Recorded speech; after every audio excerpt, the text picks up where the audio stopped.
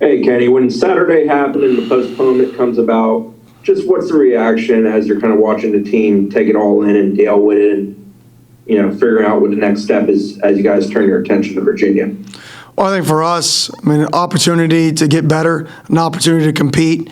That's what every competitive athlete wants to do, is compete. So, I think everybody was down, but at the same time, you have to look at it as, where are we going to go from here? And that same day, like I told our guys, that same night, what are you doing to get better, right? Don't waste today.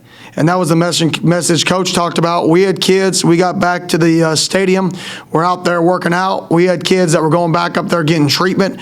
We had guys that didn't want to waste the day. And I think that was the mindset of our football team was, okay, what can we now do to get better, and what can we now do to move forward? And I think a lot of our guys took advantage of that time to get treatment, to get out on the field, get some work in, and to try to improve their game.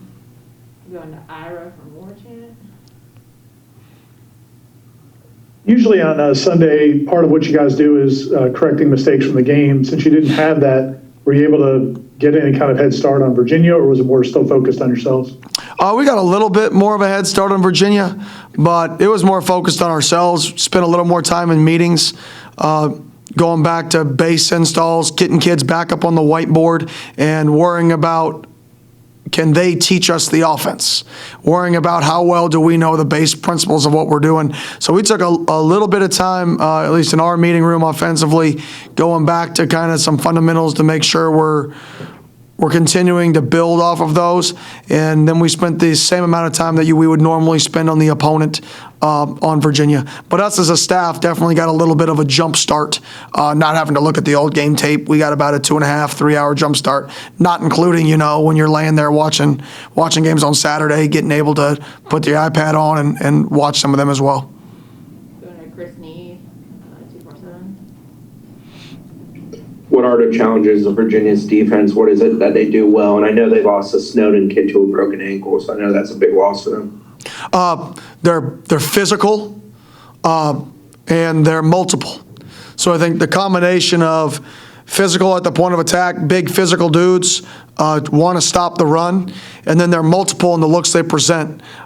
They present the same coverage, but they do it in 3 to 4 different ways with different people playing different spots in the picture. So I think they do a remarkable job of, for them, I could see how they could teach their dudes, their players, very simply. They could say, hey, this is the same, except you're playing this spot, you're playing this spot, you're playing this spot. But for an offense, you're having guys move all over the place on defense.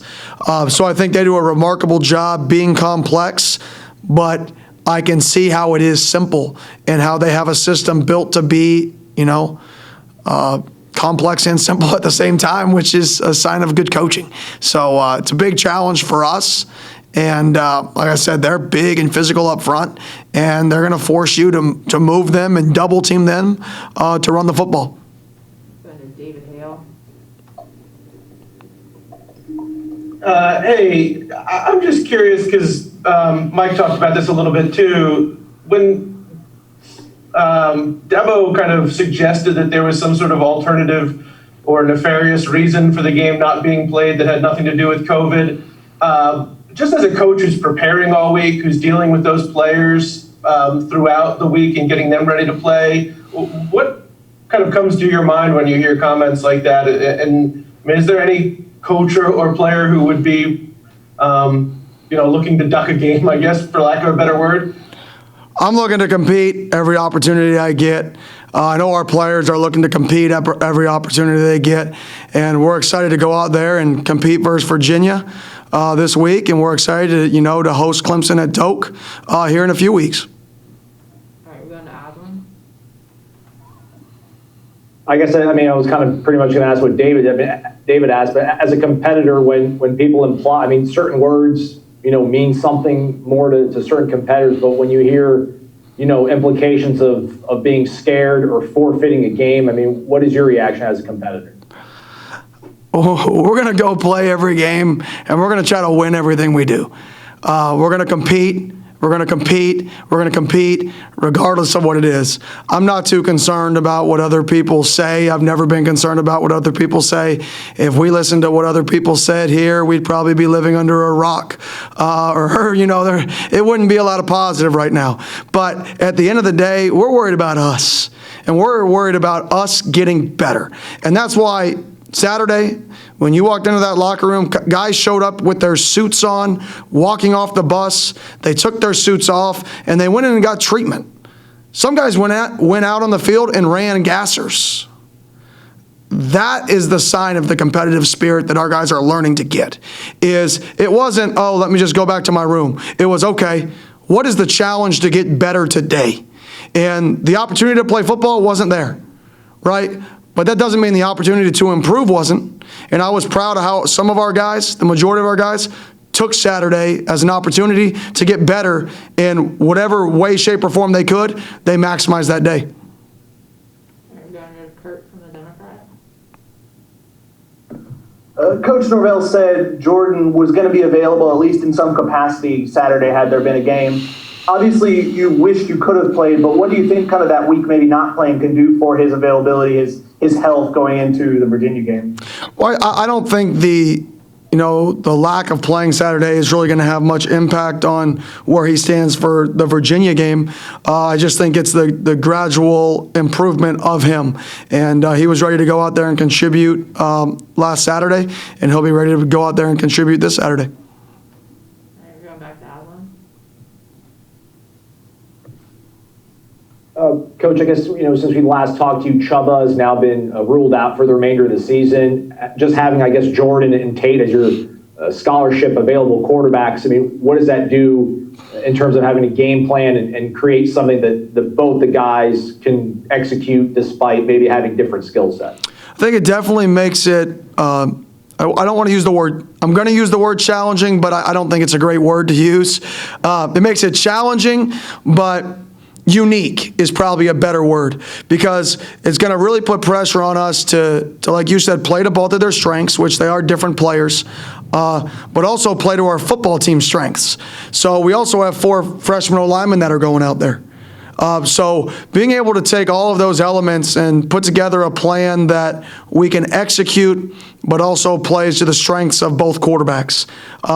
So I think that's the challenge of, got to be simple, so we can go out there and get 10 hats on 10 hats and find the one-on-one, right? But we've got to have enough versatility to put our younger guys in position to be successful and not have to win one-on-one blocks all game, or not have to throw one-on-one throws all game, or win one-on-ones at wideouts. So that balance of where, with Tate on the field, what one-on-one do we want? With Jordan on the field, what one-on-one do we want? And how can we schematically put our guys up front in the best situation to win their one-on-one? So I do think that changes based off who plays quarterback, and I think that is the challenge this week. From Ira Morgan. I know you said that, you're not concerned necessarily what other people are saying. But, young players are, they hear what's being said on Twitter. Some of them got involved in some stuff on Twitter on Saturday. Is there a chance that this could be something that the guys kind of rally around and kind of bring them together? The fact that they feel like they're being doubted, or their manhood is being questioned, or however you want to put it? I mean, there's always that thought. I mean, today in the social media world, you don't know what they're reading. I mean, they're reading things that, somebody said something the other day about an article, and I'm like, where did you find that? And I don't even know if this was a real website, but our kid's reading it, So there's so much stuff that they're reading and hearing, and some of it's true, some of it's not. They've got no clue, honestly. They're just reading it. And for us, it's our growth is the ability to block that all out, because we shouldn't need other people to tell us how to work. LeBron James, Kobe Bryant, the greats, great people, great competitors don't need to be told how to work. They know how to work. They know what it took to get there. They know what it takes to be successful. And I was talking to Cam McDonald the other day about the difference between, great people and good is good people love it when people see them succeed. They compete and compete. That way they can have success and people tell them how good they are. I said, great people love the daily success. They love going out to practice and winning a one-on-one. That is what drives them, because you can't be great just wanting to be good on game day, right? You can be good, but you can't be great. And finding that drive in every single person to say, I'm going to go out there today and I'm going to be the very best I can be. I don't care what people see. I don't care what people do. I'm going to go and get treatment better than anybody else in the country, and nobody's going to talk about it, but it's going to make me the best I can possibly be. And that's what we're trying to instill in our guys. Is it's not about what anybody says. It's about you. It's you versus you every day. Who's going to win? All right, going to Perry. Do you think that's emphasized on what you saw Saturday when the kids decided to go work out on their own? Like, do you think that would have happened in September if a game had just postponed, the kids voluntarily going and doing what they need to do? I do not. I think it's growth in the football team. I think it's a belief in the core, that who we have on our football team right now, and the belief in what we're doing. And like I said, couldn't be more happy about it. Any other questions for Coach?